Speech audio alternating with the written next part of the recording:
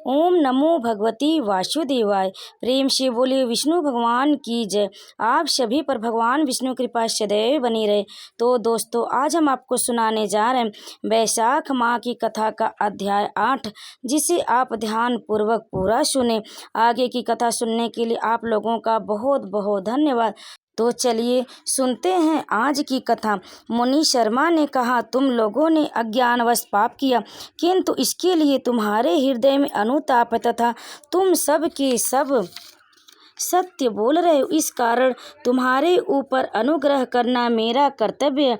मैं अपनी भुजा ऊपर उठाकर कहता हूँ, मेरी सत्य बातें सुनो। पूर्व काल में जब मुनियों का समुदाय एकत्रित हुआ था, उस समय मैंने महर्षि अंगिरा के मुख से जो कुछ सुना था, वही वेद शास्त्रों में भी देखा। वह सबके लिए विश्वास करने योग्य। मेरी आराधना से संतुष्ट हुए भगवान विष्णु ने ही पहले ऐसी ही बात बताई थी।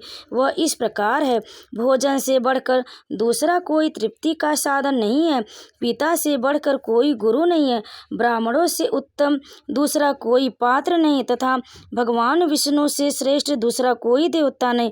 गंगा की समानता करने वाला कोई तीर्थ, गोदान की तुलना करने वाला कोई दान, गायत्री के समान जप, एकादशी के तुल्य व्रत, भार्या के सदृश मित्र, दया के समान धर्म तथा स्वतंत्रता के समान सुख नहीं है। गृहस्थ से बढ़कर आश्रम और सत्य से बढ़कर सदाचार नहीं है। इसी प्रकार संतोष के समान सुख तथा वैशाख मास के समान महान पापों का अपहरण करने वाला दूसरा कोई मास नहीं है। वैशाख मास भगवान मधुसूदन को बहुत ही प्रिय है।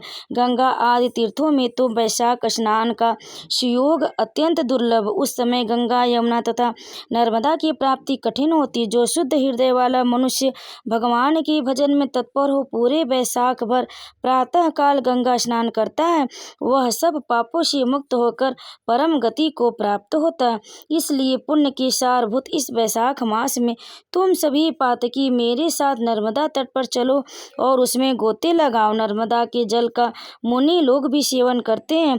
वह समस्त पापों के भय का नाश करने वाला है।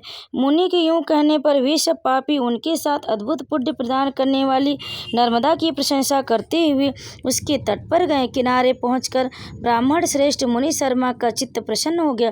उन्होंने वेदोक्त विधि के अनुसार नर्मदा के जल प्रातः स्नान के उपयुक्त पांचों पापियों ने भी ब्राह्मण के कहने से ज्यों ही नर्मदा में डुबकी लगाए, ते ही उनके शरीर का रंग बदल गया। वे तत्काल सुवर्ण के समान कांतिमान हो गए। फिर मुनि शर्मा ने सब लोगों के सामने उन्हें पाप प्रशमन नामक स्तोत्र सुनाया। भोपाल, अब तुम पाप प्रशमन नामक स्तोत्र सुनो। इसका भक्ति पूर्वक श्रवण करके मनुष्य पाप राज से मुक्त हो जाता है। इसके चिंतन मात्र से बहुत तेरे पापी शुद्ध हो चुके। इसके सिवा और भी बहुत से मनुष्य इस स्तोत्र का सहारा लेकर अज्ञान जनित पाप से मुक्त हो गए। जब मनुष्यों का चित्त पराई स्त्री, पराय धन तथा जीव हिंसा आदि की ओर जाए, तो इस प्रायश्चित रूप स्तुति की शरण लेनी चाहिए। यह स्तुति इस प्रकार है, विष्णवे विष्णवे नित्यं विष्णवे विष्णवे नमः, नमामि विष्णवे चित्तस्थमहं कारगतं हरिं, चित्तस्थिमिष व्यक्तम अनंत पराजितम विष्णुमीणं मेषाणाम नाधि निधम हरिम। संपूर्ण विश्व में व्यापक भगवान श्री विष्णु को सर्वदा नमस्कार। विष्णु को बारंबार प्रणाम है। मैं अपने चित्त से विराज विष्णु को नमस्कार करता हूँ।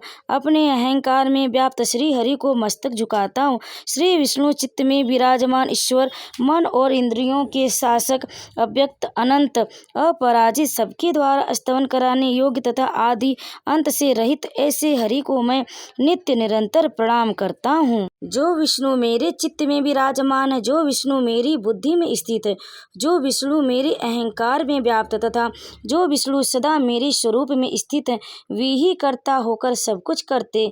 उन विष्णु भगवान का चिंतन करने पर चराचर प्राणियों का सारा पाप नष्ट हो जाता है।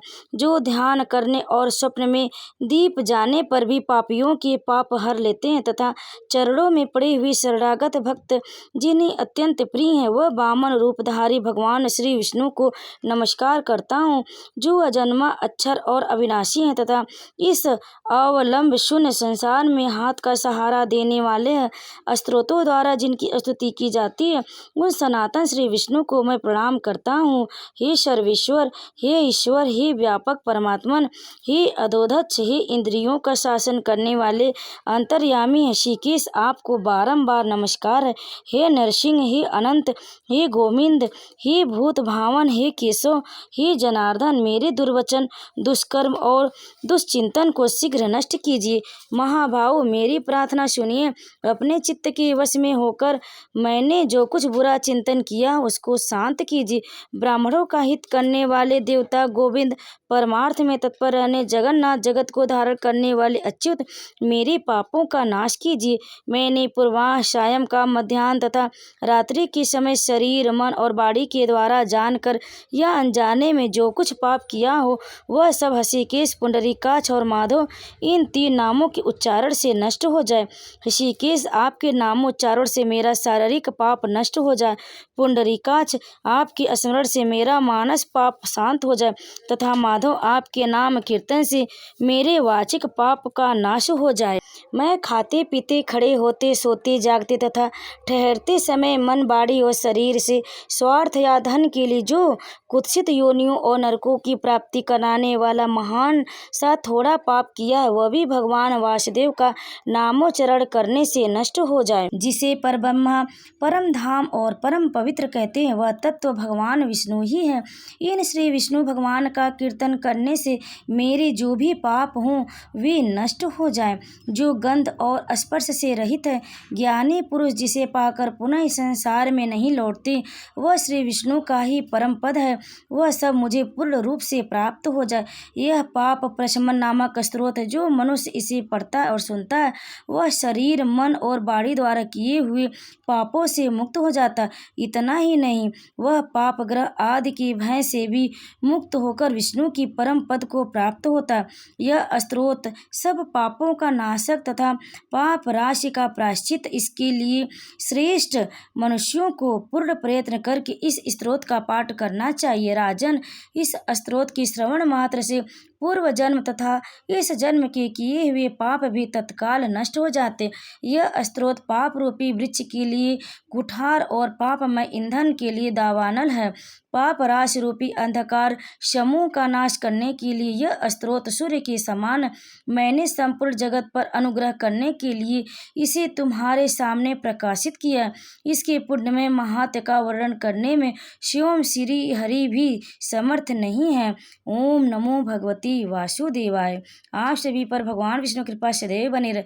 आगे की कथा आप अगले अध्याय में अवश्य सुने। तब तक आप सभी प्रेम से बोलिए भगवान विष्णु की जय। दोस्तों, आपको अगर यह कथा पसंद आई हो तो लाइक करें, शेयर करें और कमेंट में विष्णु भगवान की जय अवश्य लिखें। आप सभी पर भगवान विष्णु कृपा सदैव बनी रहे। ओम नमो भगवते वासुदेवाय।